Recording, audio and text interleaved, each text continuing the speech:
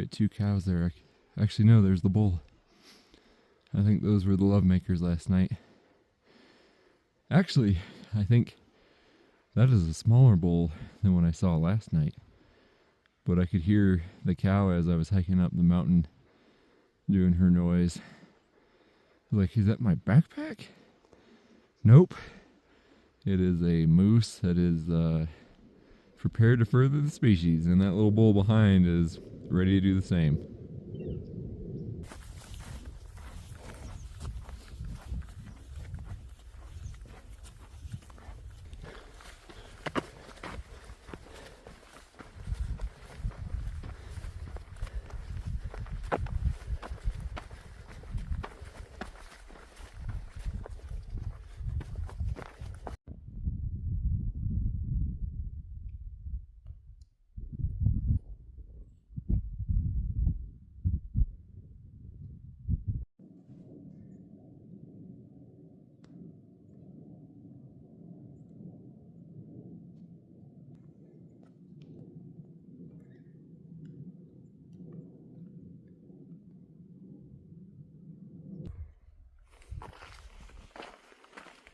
Well, it took some time, but we are finally able to see some mountain goats. Looks like a male. Yeah, a male. Right there. There's a baby behind. Yep. That's another male, I think, in the middle. And that's definitely a female on the end. Oh, look at how pretty she is. So cool. Look at the baby. Yeah, let's zoom in just a hair. Yeah, they got some kind of mineral they like right there. Yeah, it's a nanny for sure on the right end. You can tell by how much thinner the base of her horns are than that one right there. And then this one in the back is a male as well. This is the closest I've ever been to mountain goats that are alive anyway. They are a cantankerous animal. Ah, so cool. Yeah, they're right there. Goodness. Look at the kid. Usually they stay about a step away from their parent. Beautiful. And that's mom right there. For sure, that's the nanny. I think it's a nanny and 2 billies, which is interesting that they're hanging out. Another thing, look at the very gradual curve.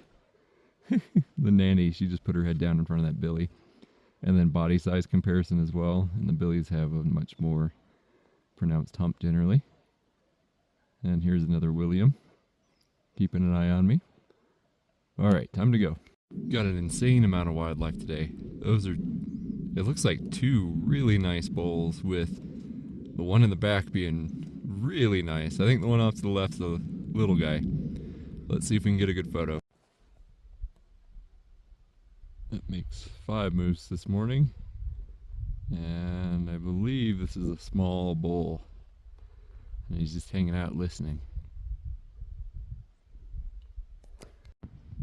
Yeah, that's exactly what he is. A bull.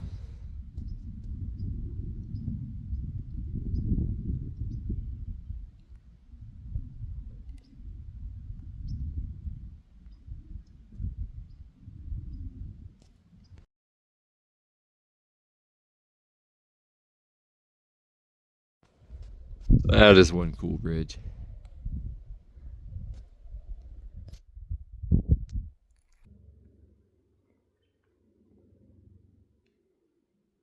Making our way up to our first 13,000 foot peak. We are like 1.2, 1.3 from it, and we've got 1,300 feet to go, which means it's gonna get real here soon, and it is gonna be straight up. Hopefully it's like switchbacks, but I don't think it's gonna be. I think it's just gonna be a really steep ridge walk, but it is amazing here. Oh my gosh. Reminds me of home.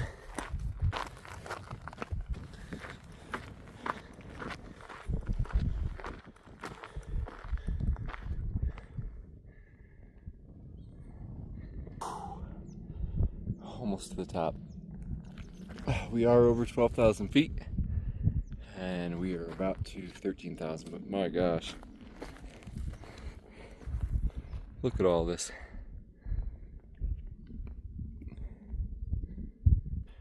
Whew. We made it to the top. Oh my goodness. We're 13,000 feet. That was a climb. Oh. And we've got a second 13er today. Man, it's amazing, but woo. It's a heck of a climb, and boy, the altitude is something. And looks like we're getting some rain here. We got some big clouds behind me. So hopefully that gets through, because we do have a second 13er to go over today. So hopefully all that nastiness over there gets through while we're down low, and we can climb the second 13er when it's dry. Whew, let's get down off this thing.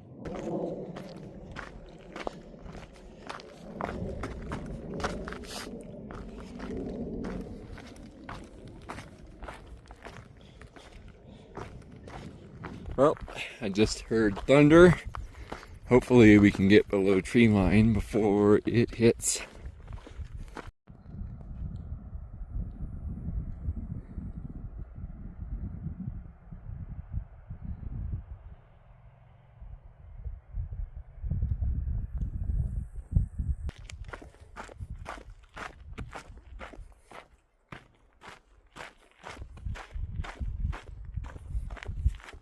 This one has much more interesting thunder than what I've heard before. It sounds more like, I don't know, crashing or like heavy metal banging together, but regardless of what it sounds like, I want to get the heck out of this road and get into these trees as fast as I can.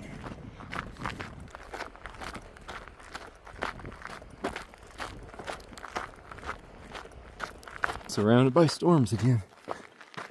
You can see it raining. Whew, almost fell off in the distance. And it's raining right now too. Hey guys, so we hunkered down underneath a spruce tree, underneath the umbrella. I got my rain gear on and the pack tucked underneath the umbrella, and it is coming quite good. Let me zoom in a little bit here. That's all the hail and everything. And yeah, thankful for our forever friend in the rain and nastiness, the spruce tree. Man, I'm gonna plant a bunch of spruce when I get home. It has saved me many a time. But yeah, it's coming down pretty good right now. I am thankful I tucked in. I don't think it is worth running out into this silliness right now. I'm getting soaked, so we'll hang out a little longer until this passes over. Thankfully, Colorado storms move quickly, but they're super intense. I just really feel bad for anybody that's way up high right now, because I would not want to be up there right now. So it is snowing up there. You can see it on that peak and that peak right there. Just had a hard reset break right there. I was walking down this road and realized that I'm way behind on hydration. And I'd heard that elevation will do that to you. Is that you don't realize how much you're losing, and it just kind of messes with you a little bit. And I could tell that I was slipping into a hole, and it's just so easy to do that out here where you're not really thinking of it, and you're like, you start feeling down, not down, but just like not as optimal as you can feel. And you just keep walking, and then it just snowballs. And I don't want to snowball out here in all this altitude and elevation, because it can lead to bad things. And I just won't enjoy the hike, which I'm trying to enjoy this hike. So I stopped, sat down, had an electrolyte mix, ate a bunch of food, tried to get at least 1,000 calories of food in, and just kind of sat for a second. I loosened every strap on my backpack. It was like you're walking and you'll get like maybe the right shoulder strap is hurting, but you just kind of ignore it. It's like a lot of these things that you just like push through in this state of like stasis where you're not really paying attention that accrue over time. And I mentioned that all the way back in the videos I was walking into Lima, where you need to address issues as they come up. And that begins to become difficult on a hike like this because you get tired of it. And it's just real easy to get complacent because you've been out here for so long, and yeah, you just get tired of it. And these things can definitely get you later on in the hike. Just because they haven't gotten you yet doesn't mean they can't get you. Anyways, I am recharged up and ready to go. We've got another 13,000 foot mountain to climb, and we will see how that's going to work because there's no low route around it if it starts storming. So your options are to hunker down and wait, and that's it, and you just hope that it passes and you can get up over the peak. So I'm getting to the trailhead now. It's looking good right now, but there are definitely storms around us. We'll see.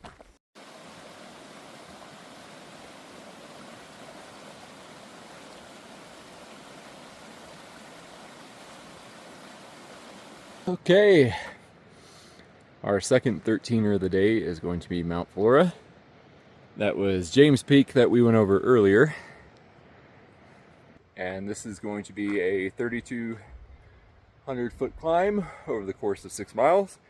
So we're going to be getting about 500 feet per mile, which is a good climb. It's not awful, but it's a good climb. And I hear thunder booming this way, which is the way we want to go. And if it's 6 miles to the top, I think it's going to take 3 hours. It's 3 o'clock right now. And when I pulled the weather, it said that the storms should be through by about 6 o'clock. So that should work out. Thankfully we're in the trees until that point. So it'll give us a little bit of time to make a decision or hunker down if it gets really bad. Here we go.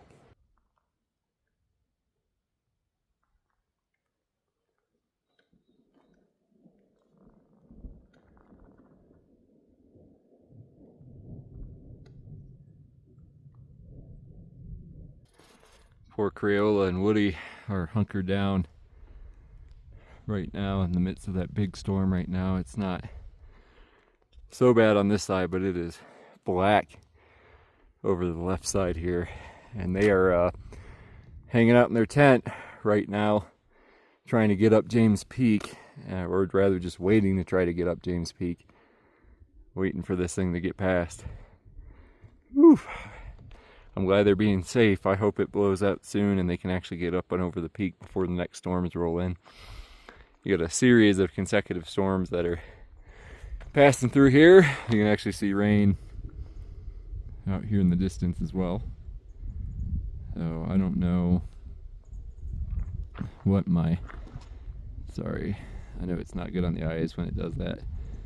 I don't know what my chances are of getting over the next 13er tonight. I think I do need to make a decision soon because eventually I'm going to run out of tree line and I really don't want to be up on an exposed ridge.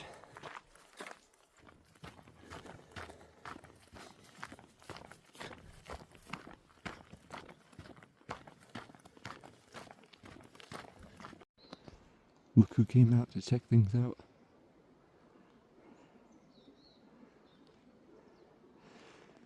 Mr. Marmot.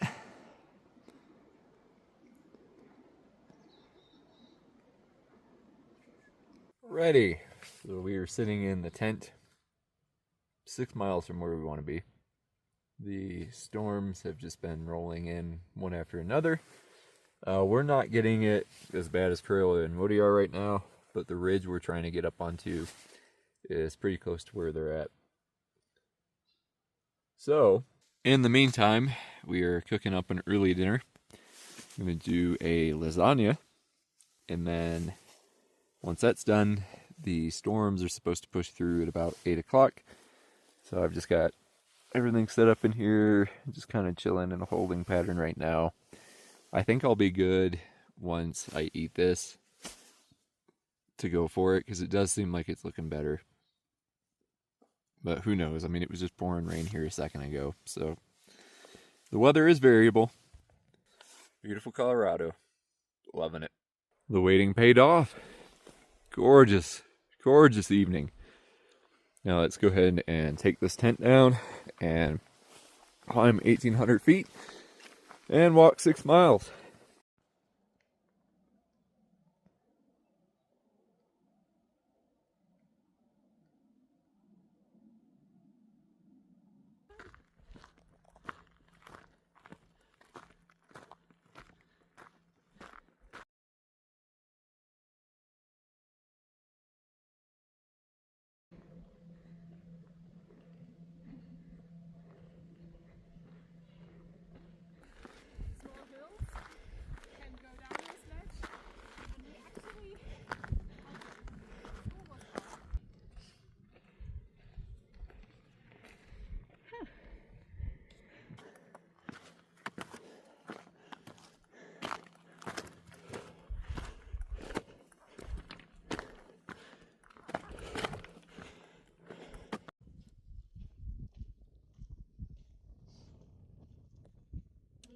Always some of